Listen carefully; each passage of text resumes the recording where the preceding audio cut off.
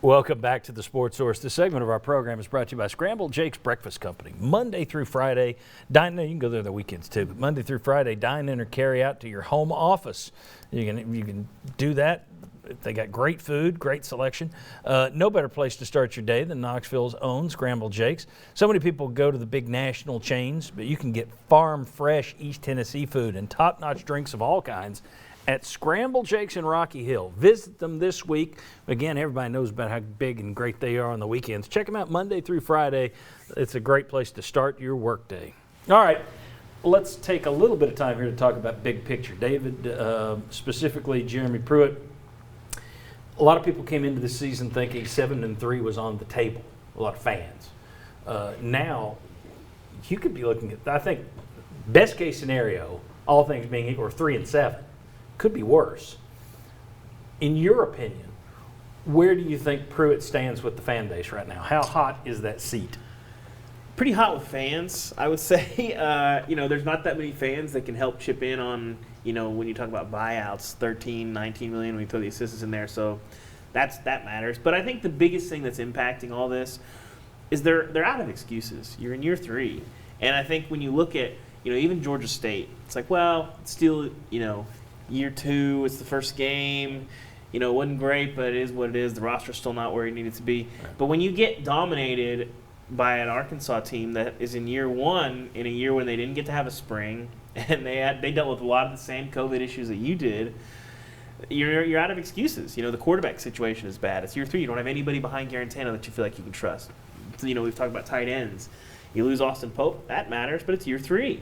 You've whiffed on a couple 4-stars that aren't contributing. So they're out of excuses and the losses are there, and that's, I think, what's fueling a lot of this is that you could explain away things early on, but now it's being laid bare. The wins aren't there, and when you wonder why, there's not a lot of answers except the one at the top. Jimmy and Josh, I think I referenced this earlier in the show, and this is one thing. UT fans have been through this so many times now that there's this automatic response that kicks in. Oh, here we go again. Even if you're not quite to that point, even if you haven't struck the iceberg yet, you start having an Arkansas loss and people think you've hit the iceberg. Mm-hmm. And I'm not saying it's not floating out there in front of you. I just don't think you've hit it yet. But a lot of people think, okay, we're here, this guy's done, get rid of him. Anyway, I saw this week more people using his own words, Jeremy Pruitt's own words against him. Earlier this year when he got rid of Jimmy Brumbaugh, the day after when he talked about it, he said, if it's not working out, it's better just to do it right now. There are people now saying that about Pruitt. That's never a good sign when the fan base starts to use your own words against you. Where do you think Pruitt is with the fan base right now? Yeah, not great. Those comments come back to bite you. They do.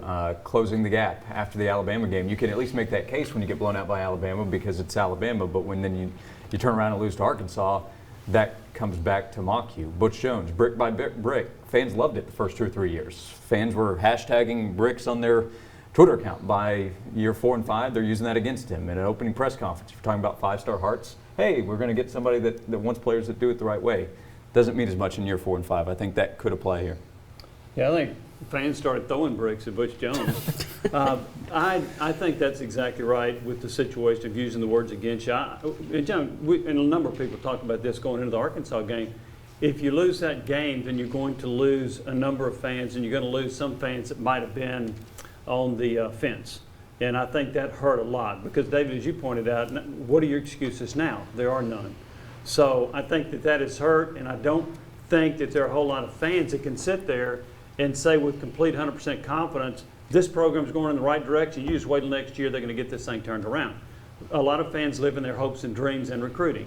And recruiting is done well if they can hold on to this group, this class. But it's hard for me to envision and for fans to envision this team being a whole lot better next year.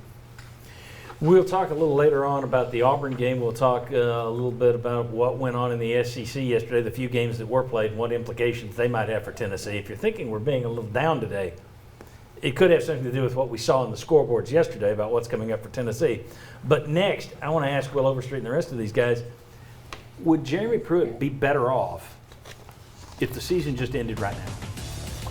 Take away the chance of a comeback, yes, but you prevent the chance of things getting worse. Would they be better off if COVID just snuffed the season at this point? I'll ask Will and the rest of these guys next. Come on back.